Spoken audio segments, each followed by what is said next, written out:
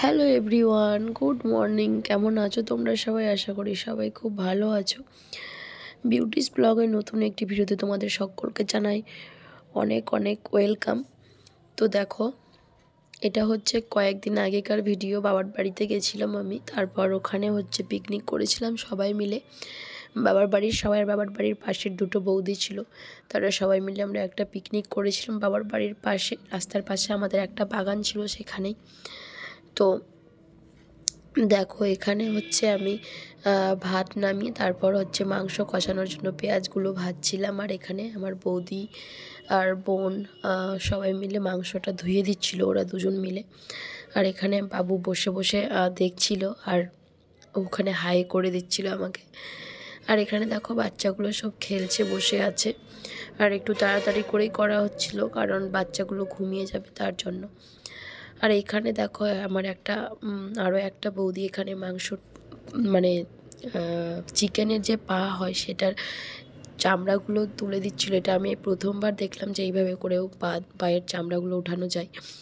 মানে এরকম হালকা আগুনে সেঁকে নিয়ে তারপর এই চামড়াগুলোকে টানলে একদম খুব সহজেই চলে আসছিলো। তো আমি সেটাই বলছিলাম যে এই প্রথমবার আমি জানতে পারলাম, যে প্রথমবার শিখলামও যে এরকমভাবেও করা যায়।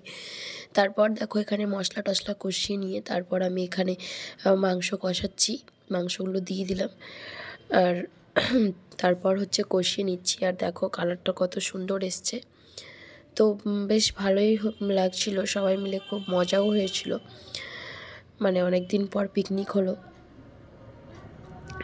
তারপর দেখো, এখানে আমার রান্না হয়ে গেছে, এখন এটাকে নামিয়ে নেবে। আর আমি এদিকে এসে ভিডিও করছিলাম। তারপরে একটা বৌদি এই কড়াইটাকে ধরে নিয়ে নামিয়ে দিল। তারপর এখন বাচ্চাগুলোকে আগে প্রথমে খেতে দেব, তারপর আমরা বড়রা খাবো, কারণ বাচ্চারা ঘুমানোর জন্য তাড়াহুড়া করছে, ওদের ঘুম পেয়ে গেছে এই জন্য।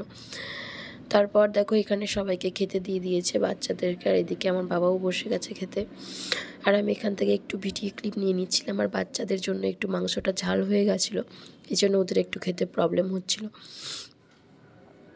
তো বন্ধুরা, আমার এই ভিডিওটা তোমাদের কেমন লাগলো সবাই কমেন্ট করে জানাবে। আর সবাই খুব ভালো থাকবে, সুস্থ থাকবে, আমাকে সাপোর্ট করবে।